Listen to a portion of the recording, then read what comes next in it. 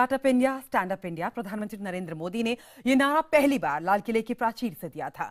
अब इस नारे को साकार करने के लिए शनिवार से सरकार स्टार्टअप इंडिया अभियान शुरू करने जा रही है। मकसद ये कि दुनिया के सबसे युवा देश हमारे भारत में अगर किसी के मन में गूगल या फेसबुक जैसा आइडिया हो तो वो दम ना तोड़े। आखिर एक छोटा सा विचार ही तो एक दिन हजारों करोड़ों की कंपनी बनाता है, हजारों लोगों को रोजगार देता है। अपनी इस खास पेशकश में हम आपको ऐसे ही कामयाब चेहरों से मिलवाने जा रहे हैं। शुरुआत डॉक्टर रितेश मलिक से करते हैं। देखिए रितेश मलिक की ये शानदार कहानी।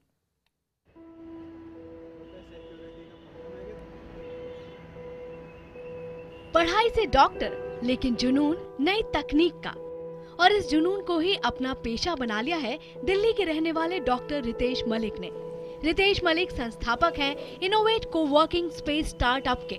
ये स्टार्टअप दुनिया की 5वीं सबसे महंगी जगह कनॉट प्लेस में 10,000 स्क्वायर फीट में फैला है। यहाँ अपना स्टार्टअप शुरू करने वाले लोगों को जगह दी जाती है, उनकी जरूरतों का ध्यान रखा जाता है, ठीक वैसे ही जैसे सिलिकॉन वैली में होता है।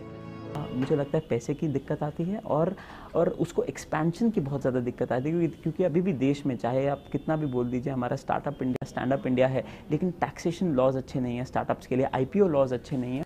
26 साल के रितेश मलिक का ये दूसरा स्टार्टअप है। इससे पहले साल 2012 में रितेश ने अलाइव ऐप की शुरुआत की थी, जिसके लॉन्च होते ही एक दिन में 1.5 लाख से ज्यादा डाउनलोड हो गए थे। बाद में उन्होंने इस ऐप को टाइम्स ऑफ इंडिया ग्रुप को बेच दिया था।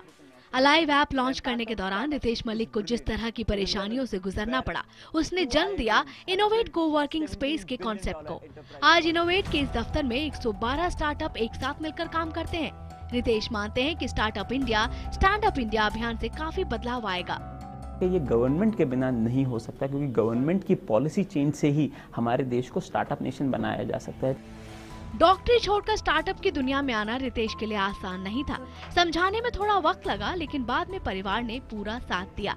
अब वो खुद एक अभिभावक की तरह नए स्टार्टअप को बढ़ावा दे रहे हैं। उन्हीं के दफ्तर में हमारी मुलाकात हुई 14 साल के एक एंटरप्रेन्योर मैक्स से।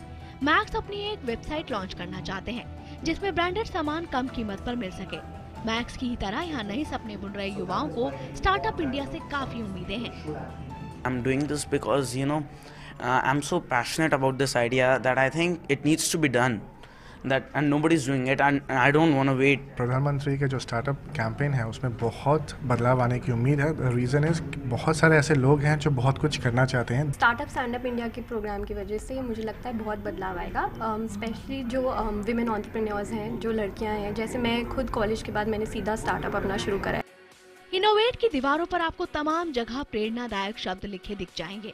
इन शब्दों को यहाँ काम करने वाली अपनी जिंदगी में भी अपनाते हैं। फेलियर आएगा, लेकिन फेलियर को परसिवरेंट होके खूब उसके ऊपर मेहनत करना और छोड़ना नहीं है। सपने देखने और उन्हें पूरा करने की हिम्मत ही नामुमकिन को मुमकिन कर देती है। कहते हैं कि कोशिश करने वालों की कभी हार नहीं होती, और हमारे देश में आइडिया और इनोवेशन की कोई कमी नहीं है। उम्मीद है मोदी सरकार का स्टार्टअप स्टैंड अप योजना का ये कदम लोगों की जिंदगी को 2 कदम और आगे ले जाएगा। पूरा करने की हिम्मत ही नामुमकिन को मुमकिन बना देती है, और कहते हैं कि कोशिश करने वालों की कभी हार नहीं होती। उम्मीद है कि भारत सरकार का स्टार्टअप स्टैंड अप इंडिया का एक कदम लोगों की जिंदगी को 2 कदम आगे बढ़ाएगा।